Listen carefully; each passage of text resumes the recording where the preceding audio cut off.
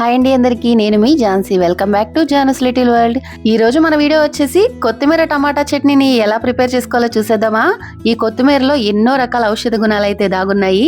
దీనిలో why vitamin C అలాగే iron content అయితే చాలా ఎక్కువగా ఉంటుంది. ఈ కొత్తిమీరలో ఇమ్యూనిటీని బూస్ట్ చేసే ఎన్నో రకాల ఔషధ గుణాలు అయితే దాగున్నాయి. దీన్ని మనం వింటర్ లో ఎక్కువగా తీసుకోవడం వల్ల హెల్త్ కి చాలా మంచిది. ఒకసారి ట్రై చేయండి. అంతేకాకుండా ఇప్పుడే మన ఛానల్ ఫస్ట్ టైం ఎవరైనా చూస్తున్నట్లయితే సబ్స్క్రైబ్ చేసుకోండి. అలాగే పక్కన బెల్ ఐకాన్ కూడా యాక్టివేషన్ చేసుకోండి. ఇప్పుడైతే వీడియోలోకి వెళ్ళిపోదామా. ముందుగా స్టవ్ మీద ప్యాన్ పెట్టుకుని దాంట్లో ఒక 2 స్పూన్స్ వరకు ఆయిల్ వేసుకోవాలి.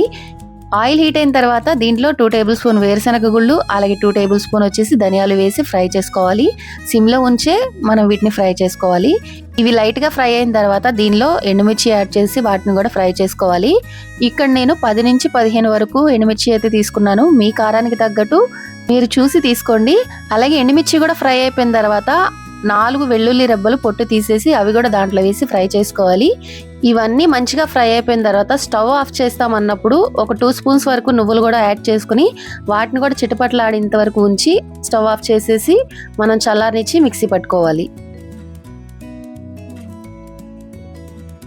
ఇప్పుడు ఇవి చల్లారిన తర్వాత మిక్సీ అయితే పట్టేసుకుని పక్కన పెట్టుకోవాలి.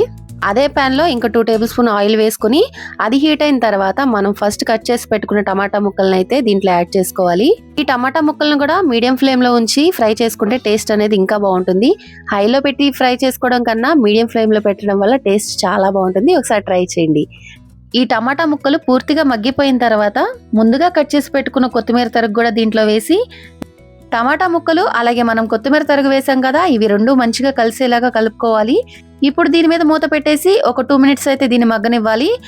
2 మినిట్స్ తర్వాత మూత తీసి చూస్తే టమాటా ముక్కలు అలాగే కొత్తిమీర కూడా చాలా చక్కగా మగ్గిపోయి ఉంటుంది. ఇప్పుడు దీన్ని కొద్దిసేపు చల్లారనివ్వాలి. ఈలోపు మనం ముందుగా ఫ్రై చేసి పెట్టుకున్నాం కదా ఎండుమిర్చి మిశ్రమాన్ని, దీంట్లో మనం 2 టేబుల్ స్పూన్ వరకు సాల్ట్ అలాగే 1/2 టేబుల్ స్పూన్ జీలకర్ర వేసి గ్రైండ్ చేసుకోవాలి. ఈ మసాలాని మెత్తగా మనం గ్రైండ్ చేసుకున్న తర్వాత ఇప్పుడు దీంట్లో మనం టమాటా ముక్కల్ని యాడ్ చేసుకోవాలి. టమాటా ముక్కల్ని వీటిని ఒకేసారి వేయడం వల్ల మనకి టమాటా ముక్కలు అనేది మెత్తగా అయిపోతుంది. ఇదేమో బరకగా నలగకుండా అలాగే ఉంటుంది. కాబట్టి ఫస్ట్ మసాలాని గ్రైండ్ చేసుకుని తర్వాత మనం టమాటా ముక్కల్ని దాంట్లో యాడ్ చేసుకుని మరొకసారి గ్రైండ్ చేసుకోవాలి. ఇప్పుడైతే మనకి ఈ పచ్చడి మెత్తగా గ్రైండ్ అయిపోయింది. ఇప్పుడు దీన్ని మనం గిన్నెలోకి తీసుకుని తాలింపు పెట్టుకోవాలి. ఇప్పుడు ఆ ప్రాసెస్ అయితే మనం చూద్దాము.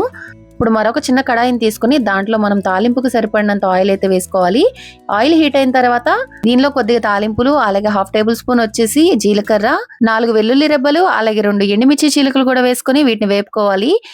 అవి లైట్ గా వేగిన తర్వాత దీంట్లో 2 రెమ్మల కరివేపాకు కూడా వేసుకుని చిటపట్లాడేంత వరకు వేపుకోవాలి. లాస్ట్ అండ్ ఫైనల్ గా తాలింపులో చిటికెడు ఇంగు కూడా యాడ్ చేసి స్టవ్ ఆఫ్ చేసుకోవాలి.